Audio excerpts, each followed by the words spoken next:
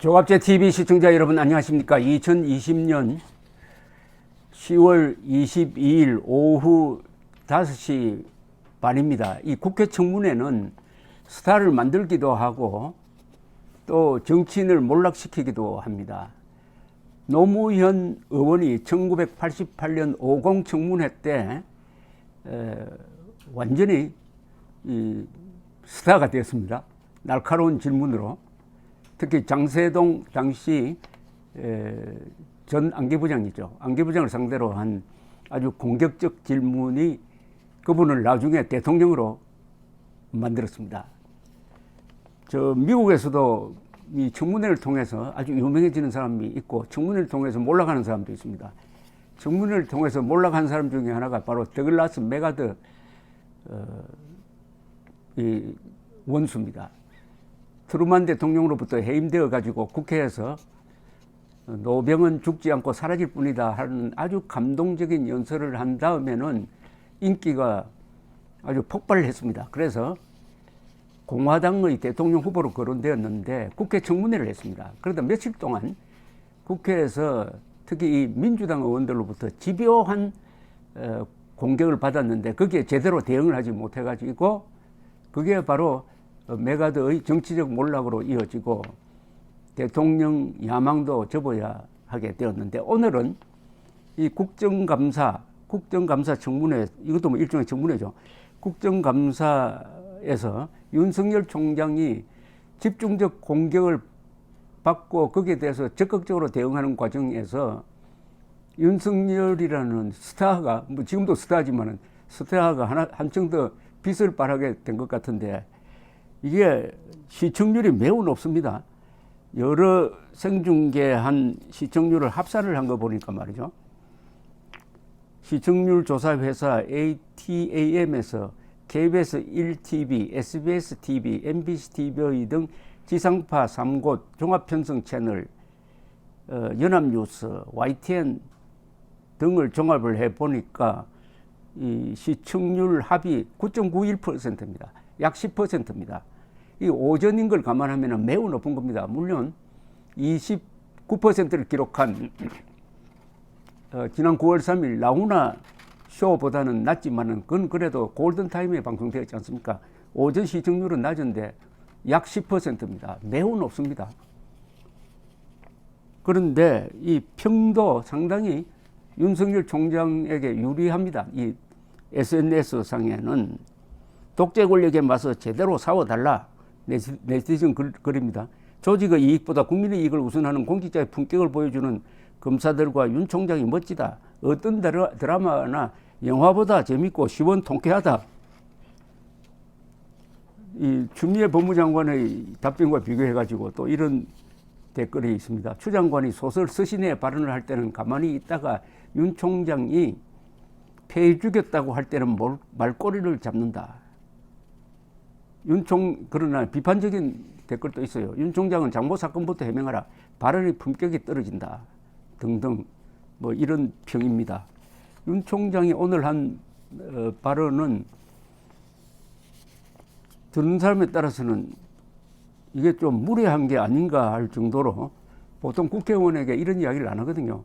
장난합니까? 뭔 소리입니까? 이런 이야기까지 했다고 합니다. 더불어민주당 신동건 의원이 국회에서 열린 대검찰청 국정감사에서 상장 쪼가리 하나로 몇십 명씩 탈탈 털더니 라임 김봉현의 검사 접대 의혹은 왜 제대로 안 하냐는 취지로 질문을 하니까 윤 총장이 장난합니까? 라며 되받았답니다. 장난합니까? 여기 상장 쪼가리는 이 정경심 조국 전 법무장관 딸의 입시 비리 사건과 관련해 가지고 조 전 장관 부인 정경심 씨의 동양대 표창장 위조 혐의를 뜻하는 것으로 보여집니다. 그리고 신 의원이 송삼현 전 남부지검장과 이모 변호사도 윤석열 사단 아니냐고 따지니까 윤 총장은 무슨 소리냐. 이런 식으로 하는 건 도움이 안 된다고 이 못을 박았습니다. 신의 의원은 송 전 지검장도 윤석열 사단 아니냐. 대검 반부패 부장은 패스하고 총장에게 직보한 거 아니냐. 라임 김봉현의 검사 접대 의혹 관련 서면 구두 보고 중 뭘로 받았느냐. 윤석열 검찰총장은 한 장짜리 서면 보고를 받았다고 했습니다. 신 의원은 후임 박순철 남부지검장은 정치 보고서를 썼다는데 뭐가 실체적 진실이냐고 이렇게 따지면서 이건 첩보 정도가 아니지 않느냐. 보고서가 들어왔다면 설령 첩보여도 정치인이 수억 대 뇌물을 받았다는 보고가 들어왔는데 몇 달 깔아 뭉갭니까? 말이 되느냐. 이렇게 하니까 윤 총장은 물어보실 거면 여쭤보시고 알아서 말할 거면 말하십시오. 국정감사가 질의하면 답하는 것 아니냐 하면서 충분히 설명할 기회를 달라고 했습니다. 신 의원이 계속해서 이모 변호사와 한동훈 검사장이 같이 근무했다. 특수통들끼리 뭉치고 이모 변호사가 검사를 그만두고도 관계를 유지했다면서 김봉현과 계약도 안 하고 사건 수임하고 서로 접대하고 이런 정관 예우까지 하는 솔직히 이야기해서 한동훈 밑으로 해서 윤석열 사단이 아니냐고 하자 윤 총장은 아니 뭔 소리입니까? 이모 변호사는 한 번도 같이 근무한 적이 없습니다. 작년에 백모 수사관 빈소에 간부들하고 갔는데 이때 이모 변호사가 뒤늦게 온 걸 두고 이야기하는지 모르겠는데 같이 문상 다닌 건 10년 안에 기억이 없다. 이런 식으로 하시는 것은 도움이 안 된다. 라고 아주 따끔하게 이게 거꾸로 되받았습니다. 그리고 옵티머스 사건을 둘러싼 정관계 로비 의혹과 관련해서는 언론 보도를 통해 알게 되었다. 총장이 보고를 안 받았는데 대검 참모가 보고를 받고 저한테 보고하지 않았으면 그건 문제라고 본다라고 이야기를 했습니다. 그리고 수사 의지가 있느냐는 이야기에 대해서는 수사팀을 대폭 보강해서 철저하게 수사하려고 한다. 야권 정치인 연루 의혹에 대한 수사를 막은 적이 있느냐는 질문에는 제가 승인했기 때문에 첩보 단계에서 수사가 시작된 것 아니냐.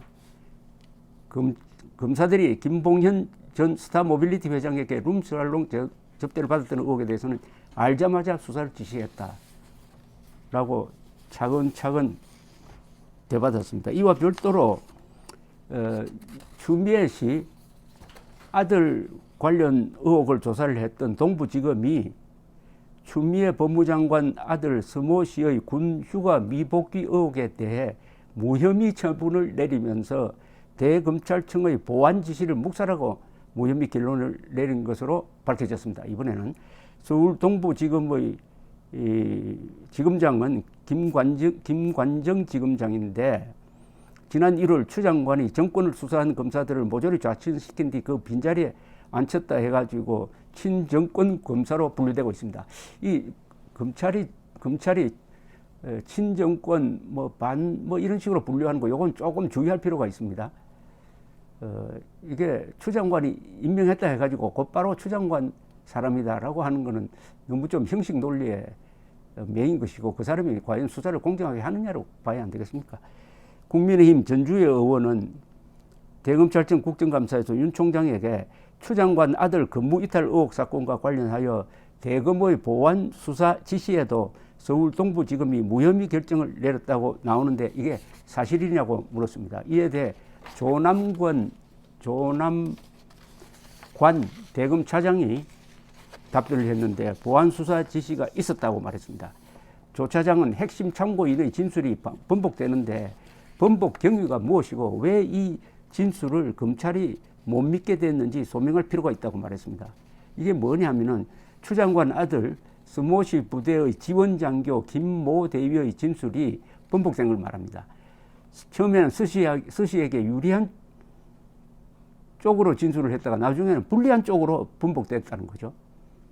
그러면 앞이냐 뒤냐 어떤 선택이냐 이건데 김 대위는 수사 초기에는 지역대장으로부터 휴가 연장 구두 승인을 받아줬다며 서시의 주장과 일치하는 진술을 했는데 이게 서시 무혐의의 근거가 되었습니다. 그러나 김 대위는 나중에 사설 포렌식 업체에서 과거에 사용하던 휴대전화를 복구해가지고 기억을 정리한 다음에는 지역대장으로부터 구두로 휴가 연장 승인을 받아준 적이 없다고 진술을 번복했습니다. 이렇게 하면은 서시 아들에 대한 이 휴가 조치가 정당하냐 부당하냐의 문제에서 아들에게 불리하죠. 그러나 동부지검은 김대위의 바뀐 진술이 신빙성이 없다. 나중에 나온 진술은 신빙성이 없다. 초기의 진술이 신빙성이 있다고 해가지고 무혐의 처분을 하는데 근거를 삼았다. 이겁니다. 조 차장에 따르면 동부지검 수사팀은 보완 조사를 해봐야 무혐의 결과가 달라지지 않는다. 보완 조사를 할 필요가 없다는 취지로 대검에 강력하게 요청을 했고 동부지검은 결국 무혐의 처분을 내렸다. 라고 했네요. 윤 총장은 동부지검의 지시 불이행과 관련해 보완 수사를 하라 했는데 왜 지시를 안 한 데 대해서는 어떻게 했느냐라고 물었습니다. 윤 총장은 총장이 책임을 회피하면 안 되지만은 법무부 수장, 즉 추미애의 가족 관련이라서 직접 이 사건에 대해 세세하게 감나라 판나라 할 수 없었다. 이 부분은 대검 차장에게 자네가 챙겨서 적절하게 지휘를 하라고 했다고 말했습니다. 오늘 이 윤석열 총장 이 일종의 청문회에 대한 질의응답이 윤석열 총장의 정치적 가능성에 상당한 플러스 요인이 되긴 하겠는데 이분이 내년 7월까지는 압력이 있더라도 대통령이 자르지 않는 한 계속 자리를 지키겠다고 말을 하고 있습니다. 그 다음부터는 내년 7월부터 계산하면은 그 다음 대통령 선거가 한 8개월밖에 없죠. 윤석열 총장이 정치를 할 사람이냐 아니냐 지금 예단할 수가 없으나 어쨌든 이번 이 일로 해가지고 윤석열 총장의 이미지가 처음으로 직접 국민들의 가슴 속에 박히게 되었습니다. 10%의 시청률은 대단한 겁니다. 이것은 어떤 인물을 만들어낼 수 있는 시청률입니다. 이 우파 진영에 속한 사람들은 나훈아에 이어서 윤석열이라는 속 시원한 사람의 말을 듣게 되어서 아마 오늘 편하게 잠을 자지 않을까 하는 생각도 듭니다. 감사합니다.